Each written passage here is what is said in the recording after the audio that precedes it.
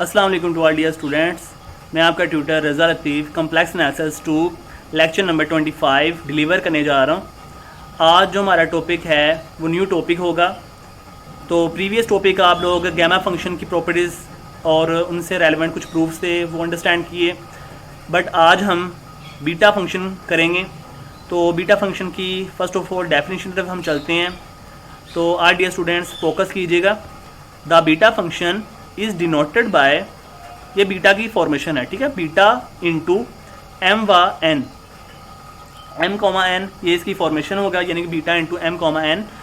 तो where M comma N greater than zero, it's mean कि ये नॉन नेगेटिव होंगे and it is defined as, और इसकी डेफिनेशन कुछ इस सेंस में होगी, बीटा इंटू एम व एन इक्वल है इंटेग्रल 0 से 1 एक्स की power m minus 1 dot into 1 minus X की power n minus 1 into D X. ठीक है, जैसे गैमा फंक्शन की एक डेफिनेशन थी, आपने उसको अंडरस्टैंड किया।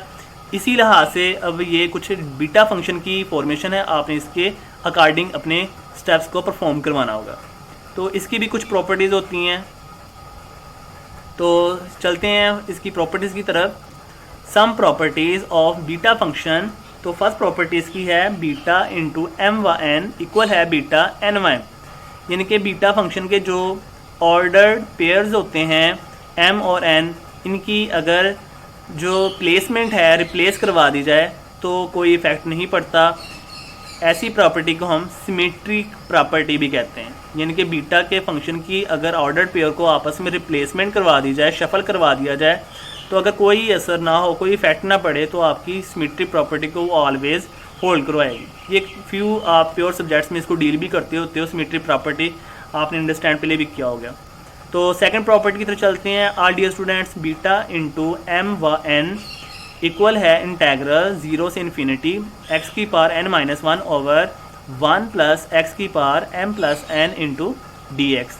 यही सेंस आपके पास ऑलवेज इक्वल होती है इंटेग्रल 0 से इन्फिनिटी एक्स की power m minus 1 over 1 plus X की power n plus m into D X. देखें, इस प्रॉपर्टीज़ के अंदर आपको ना एक बात माइंड में रखनी है कि अगर न्यूमरेटर में x की पावर में अगर n है ना, तो डिनोमिनेटर में m पहले रखा जाएगा और बाद में n आएगा, यानी कि m प्लस n, ये तो ऑलवेज होगा। बट अगर न्यूमरेटर में n पावर में फर्स्ट है तो डिनोमिनेटर में n फर्स्ट पे नहीं होगा, ठीक है, यानी फर्स्ट पेज पे m आएगा। इसी तरीके से इंटेग्रल इसमें देखें, x की पावर में अगर m लिखा हुआ है तो डिनोमिनेटर में x 1 प्लस एक्स की पावर में स्टार्ट पे n होगा, ठीक है, m बाद में आएगा। यानी कि कह लें कि ये इनकी अरेंजमेंट्स है, इसको मैं आपको प्रूव करके बताऊंगा ये क्या कहना चाह रहा है। तो थर्ड प्रॉपर्टी की तरफ चलते हैं। तो बीटा इंटू एम व एन इक्वल है 2 इंटेग्रल 0 से पाई बाई 2 साइन थीटा की power 2m minus 1 cos theta की power 2n minus 1 into D theta. ये 3 प्रॉपर्टीज़ हैं, इनको आपने माइंड में रखना होगा। और ये एक और प्रॉपर्टीज़ है, कैलकुलस से अटैच्ड है, इम्पॉर्टेंट कैलकुलस प्रॉपर्टी, ये यूज़ होगी, मैंने प्रूफ में इस्तेमाल करनी है। इंटेग्रल 0 से a F of x D x equal always equal होती है इंटेग्रल 0 से a F of a minus x into D X. इसको इक्वेशन स्टार मैंने इसलिए कहा कि मैंने यहाँ पर यूज़ करना होगा, ये माइंड में रखना है आप लोगों ने। यानी कि ये एक ऐसी प्रॉपर्टी है कि जब आप ना x को a माइनस एक्स से रिप्लेस करवा दो तो वो एक डेफिनेट इंटीग्रल के अंदर कैलकुलस की फॉर्मेशन को जनरेट कर सकता है। यानी ये वाला जो डेफिनेट इंटीग्रल है ये इस डेफिनेट इंटीग्रल के ऑलवेज इक्वल होगा किसके अकॉर्डिंग, अगर आप x को a माइनस एक्स से रिप्लेस करवा दो। ये कैलकुलस की एक प्रॉपर्टी है। तो फर्स्ट प्रूफ की तरफ चलते हैं। लेफ्ट हैंड साइड हमने ले लिया है फर्स्ट प्रूफ की, बीटा एम व n always equal to beta n व एम, ठीक है, वो जो सिमेट्रिक प्रॉपर्टी थी उसको हमने प्रूव करवाना है। तो उसकी लेफ्ट हैंड साइड आपने ली बीटा इंटू एम व एन। अब आपने इसके ऊपर डेफिनेशन बीटा की अप्लाई करवानी है। तो बीटा एम वन इक्वल होगा इंटेग्रल 0 से 1 एक्स की power m minus 1 into 1 minus X की power n minus 1 into D X. यानी कि ये आपके पास ये डेफिनेशन है बीटा की, ये वाली, ठीक है। इसको आपने माइंड में रखना है और इसको होल्ड करते हुए अगर आपके पास बीटा एम वन होता है तो आप ये लिख सकते हो, ठीक है, ये वाला इतना, यानी कि राइट हैंड साइड।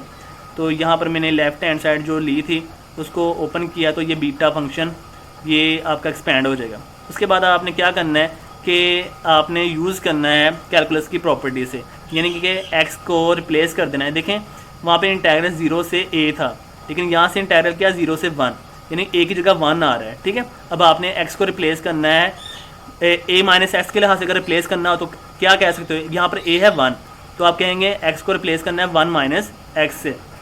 ठीक है, जहाँ x होगा वहाँ पे आपने 1 माइनस एक्स से रिप्लेस कर देना है। एज इट इज़ यहाँ पे भी देख लें, x को रिप्लेस कर दिया 1 माइनस एक्स से।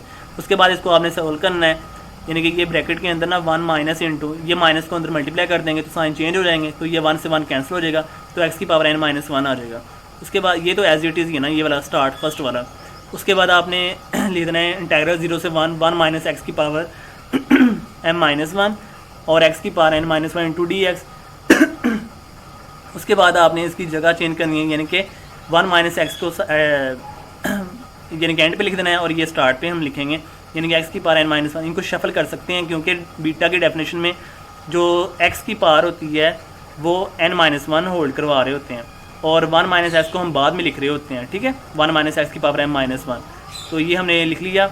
तो अब ये हमारे पास ये जो डेफिनेशन बन चुकी है इंटीग्रल 0 से 1, इसको हम x की power n minus 1 into 1 minus X की power m minus 1 D X के लिहाज से बीटा फंक्शन में जनरेट कर सकते हैं, जो कि डेफिनेशन होगी बीटा इंटू इसमें x की पावर में जो फर्स्ट वेरिएबल जो फर्स्ट नंबर इंक्लूड हो रहा है पावर में वो n फॉर्म है, और 1 माइनस एक्स की पावर में जो है m वो ऑर्डर पेयर में बाद में यूज़ होगा। ठीक है, ये आपके पास बीटा फंक्शन का जनरेट हो गया। अब आपने क्या प्रूव कर दिया, बीटा m व n इक्वल है बीटा n व m, तो ये राइट हैंड साइड बन गई है।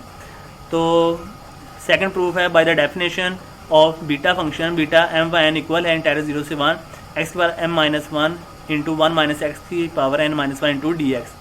तो इसको क्वेश्चन का नाम ले लिया। अब आपने इसको प्रूव करने के लिए ये कुछ सब्सटीट्यूशन करनी है, x इक्वल 1/1 प्लस वाई, ये आपने खुद से सपोज करना है। ये आपको माइंड में रखना होगा कि सब्सटीट्यूशन इस प्रॉपर्टी में कैसे यूज़ होगा।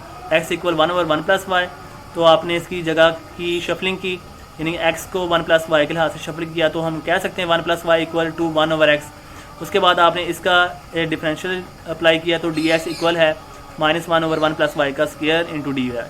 ठीक, उसके बाद आपने डेफिनेट डिग्री की जो लिमिट्स हैं उनको अप्लाई करवाना है। At x equal to 0 then y infinity होगा।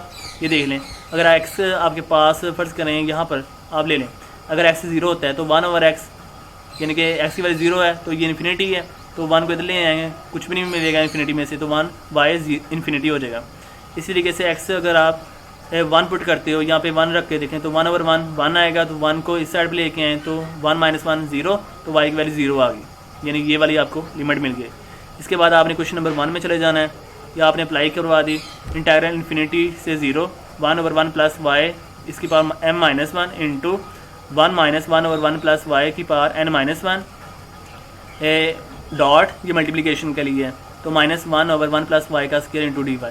ये आपने वैल्यूज़ को पुट करवाया है। ठीक है, ये आपके पास 1/1 प्लस वाई एक्स की वैल्यू है, और उसके बाद 1 माइनस ये भी एक्स की वैल्यू है, उसके बाद ये आपके पास डी एक्स की वैल्यू है। ठीक है, उसके बाद आपने इसको कैलकुलेट करना है। ये इस ब्रैकेट के अंदर आपने इसका एलसीएम लिया, तो एलसीएम लेने के बाद ये वाला स्टेप बन गया, ये 1 से 1 कैंसिल हुआ, तो y ओवर यानी कि y की पावर n माइनस 1, ये आपने पावर को भी सेपरेट कर दिया है, तो y की पावर n माइनस 1 और 1 प्लस वाई की पावर n माइनस 1। उसके बाद ये तो एज इट इज़ ही है।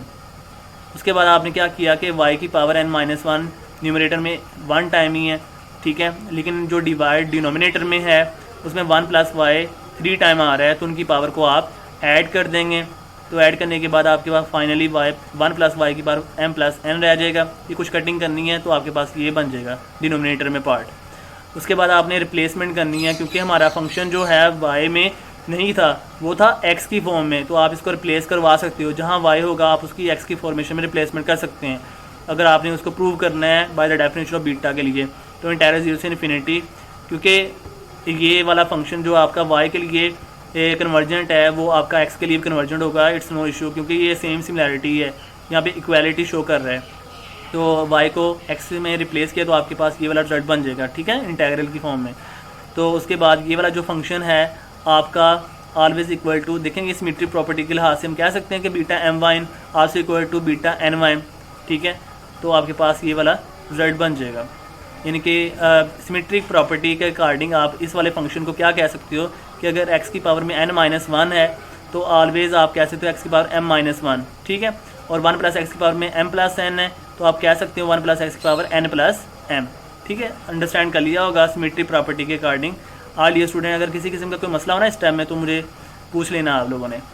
तो अब आप कह सकते हो सिमेट्री प्रॉपर्टी के अकॉर्डिंग फिर ये वाला जो फंक्शन है ना, ये यानी ये वाली प्रॉपर्टी, ये वाली जो पोर्शन है और ये वाला पोर्शन जो है, जो आपने सिमेट्री प्रॉपर्टी के अकॉर्डिंग प्रूव करवाया, तो इन दोनों को जब आप कंबाइन करोगे ना, इन दोनों एक्सप्रेशंस को, तो आपके पास फाइनली हैंड से ये रिजल्ट बन जाएगा, यानी कि ये वाला तीनों आपस में इक्वलेंट हो जाएंगे। थर्ड प्रूफ की तरफ चलते हैं। By the definition of beta function की डेफिनेशन होल्ड करवानी है, तो डेफिनेशन है beta M Y N equal है इंटायरल 0 से 1 एक्स की power m minus one into 1 minus X की power n minus one into D X. इसको क्वेश्चन का नाम ले लिया। अब आपने प्रूफ जो करना है उसके अकॉर्डिंग आपने सब्स्टिट्यूशन इसकी कर ली, एक्स इक्वल है साइन स्क्वायर थीटा। ये आपने प्रूव करने के लिए इसके लिए जो सब्स्टिट्यूशन करनी है ये माइंड में होनी चाहिए, फिर ही आप उसको फाइंड आउट कर सकते हैं। अदरवाइज़ ये फाइंड करना ईजी नहीं होता, क्योंकि आपकी सब्स्टिट्यूशन थोड़ी सी माइंड में रखनी होती है, फिर ही उसी अकॉर्डिंग आप प्रूफ की तरफ रीच आसानी से कर सकते हैं। अब आपने इसका x के अकॉर्डिंग डिफरेंशियल लिया, तो डी एक्स इक्वल है 2 sine theta cos theta into D theta, ठीक है, at x is equal to 0। अब आपने इसकी लिमिट आपने लेनी है, तो लिमिट इसकी है 0 से 1, ठीक है। जब आपने 0 के लिहाज से देखा तो थीटा मिल गया, जब आपने at x is equal to 1 देखा तो आपको थीटा पाई बाय 2 मिल गया, ठीक है। ये आप यहाँ पर चेक करेंगे, अगर आप एक्स से 0 रखते हो तो आपको थीटा वहाँ से 0 मिल जाएगा, अगर आप एक्स इज इक्वल टू 1 रखते हो तो आपको थीटा पाई बाय 2 मिल जाएगा, ठीक है। ये इजीली आप चेक कर सकते हैं लिमिट्स, ये कोई मसला नहीं बनेगा आप लोगों को। तो आपने क्वेश्चन नंबर 1 में जब आपने वैल्यूज़ को पुट करना है, तो बीटा एम वाई एन जो फॉर्मेशन होगा वो आपका इस सेंस में बन जाएगा, इंटीग्रल 0 से पाई बाय 2। ये आपके पास एक्स की वैल्यू है साइन स्क्वायर थीटा, ये आपके पास 1 माइनस ये भी एक्स की वैल्यू है, ठीक है। और यहाँ से डी एक्स की वैल्यू आपके पास 2 sine theta cos theta D theta है, ये देख लें डी एक्स ये आपके पास है, ये देखें 2 sine theta cos theta D theta, ठीक। अब आपने जब इनको वैल्यूज़ को पुट कर दिया, उसके बाद आपने इसको कैलकुलेट करना है। तो कैलकुलेट करने के लिए जो पावर में 2 आ रहा है, इसको आपने इस पावर से मल्टीप्लाई कर दिया है, तो हम कह सकते हैं कि साइन थीटा की पावर 2m माइनस 2, ये वाला स्टेप बन जाएगा, ठीक है। उसके बाद इसी तरीके से 1 माइनस साइन स्क्वायर थीटा आपके पास एक रिजल्ट होता है, इसको हम कह सकते हैं आइडेंटिटी के अकॉर्डिंग कॉस स्क्वायर थीटा। उसके बाद जो स्क्वायर आएगा उस स्क्वायर को आपने इस n माइनस 1 से मल्टीप्लाई कर देना, तो ये बन जाएगा 2n माइनस 2। उसके बाद ये वाला रिजल्ट एज इट इज़ या साइन थीटा कोस थीटा, ये जो 2 था ना, ये कांस्टेंट टर्म थी, इसको साइड पे बाहर निकाल दिया है डेफिनेट इंटीग्रल से। उसके बाद आपने क्या करना है, साइन थीटा जो है ये 2 बार आ रहा है 2 टाइम्स, इनको आपने पावर्स के लिहाज से इनके एडिंग कर लेनी है। साइन थीटा की पावर क्या हो जाएगी 2m माइनस 2 और इसकी पावर प्लस 1, तो उसको सोल्व करेंगे तो ये आ जाएगा 2m माइनस 1। इस तरीके से कोस थीटा 2 टाइम आ रहा है, तो 2n माइनस 2 जो पावर में है और इसकी पावर भी प्लस 1 है, तो सोल्व करेंगे तो ये आ जाएगा कॉस थीटा की power 2n minus 1 into D theta, ठीक है। तो all dear students, I hope understand कर लिया होगा। तो नेक्स्ट ये एक और मैं आपको कुछ लोग करवा देता हूँ आज के प्रूफ में, relation between beta and gamma function. ये आपने प्रूव करना है कि beta M Y N equal है इंटैग, ये आपका एक रिज़ल्ट है। वैसे ये कह लें कि बीटा फंक्शन और गैमा फंक्शन दोनों की प्रॉपर्टीज़ होती है। ये वैसे नेक्स्ट लेक्चर्स में आपको मैं इसका प्रूव करवाऊंगा कि beta M Y N equal होता है एम गैमा और एन गैमा, और डिवाइड में होता है m प्लस एन गैमा, ठीक है। इसमें m n ग्रेटर दैन 0 होते हैं, यानी कि नॉन नेगेटिव नंबर। और फिफ्थ प्रूफ जो आप लोगों का था ना गैमा फंक्शन की प्रॉपर्टीज़ में, कि हाफ गैमा इक्वल होता है पाई स्क्वायर रूट, ये आज हम करेंगे, क्योंकि ये जो प्रूफ होगा ये आप बीटा फंक्शन के अकॉर्डिंग प्रूव कर सकते हैं। बीटा फंक्शन की बीटा और गैमा का एक रिजल्ट होता है, जो ये अभी आपको मैंने कहा, ये आपने माइंड में रखना है, इसी के अकॉर्डिंग ये प्रूफ हम करेंगे। तो as we know that beta M Y equal है M gamma N gamma over M plus N gamma, इसको क्वेश्चन नंबर 1 का नाम दे लिया। उसके बाद आपने एक और रिजल्ट यूज़ करना है, and also we know that beta M Y N equal है 2 इंटीग्रल 0 से पाई बाय 2 साइन थीटा की power 2m minus 1 cos theta की power 2n minus 1 into D theta. इसको भी आपने क्वेश्चन नंबर 2 का नाम ले लिया, कोई भी नेम लेने अपनी मर्ज़ी से। अब आपके पास ये 2 एक्सप्रेशंस हैं, ये आपको मैंने आज एक्सप्रेशन प्रूव करवा के दिखाया है। ये थर्ड प्रॉपर्टी है बीटा फंक्शन की, और ये वाला जो रिजल्ट है ये मैंने आपको कहा है कि रिलेशन बिटवीन, अभी जो आपको बताया relation between beta function and gamma function, ये आपका बीटा फंक्शन है, ये आपका गैमा फंक्शन है, ये इन दोनों का आपस में रिलेशन है। तो क्वेश्चन 1 और क्वेश्चन 2 आपने जब राइट की तो इनकी लेफ़्ट हैंड साइड दोनों सेम है तो आप इनको कंपेयर कर सकते हैं फ्रॉम 1 and 2। तो जब लेफ़्ट हैंड साइड इक्वल होगी तो आपकी राइट भी बराबर होगी, इक्वल होगी। तो ये आपके पास इक्वेशन नंबर 1 की राइट साइड है और ये आपके पास इक्वेशन नंबर 2 की राइट हैंड साइड है, ठीक है। अब आपने इसमें कुछ सब्स्टिट्यूशन करनी है कि put m equal to 1/2 and n equal to 1/2। अब आपने क्या करना है, m और n की वैल्यू 1/2 पुट करनी है। तो आपके पास ये वाला जो अबव एक्सप्रेशन है ना, ये वाला एक्सप्रेशन कुछ इस सेंस में कन्वर्ट हो जाएगा, यानी कि m की वैल्यू 1/2, n की वैल्यू 1/2 और नीचे m प्लस n की वैल्यू भी 1/2 प्लस 1/2 होगी। उसके बाद यहाँ पे अप्लाई करेंगे तो साइन थीटा की पावर 0 आ जाएगी, कोस थीटा की पावर 0 आ जाएगी इंटू डी थीटा। उसके बाद साइन थीटा की पावर 0 आपके पास 1 होगा, कोस थीटा की पावर 0 ये भी 1 होगा। उसके बाद कांस्टेंट के लिहाज से आप क्या करते हो कि डिफरेंशियल और इंटीग्रल एक दूसरे कैंसिल हो जाते हैं। तो ये आपके पास कुछ इस सेंस में क्या देगा कि इंटीग्रल 0 से π/2 डी थीटा।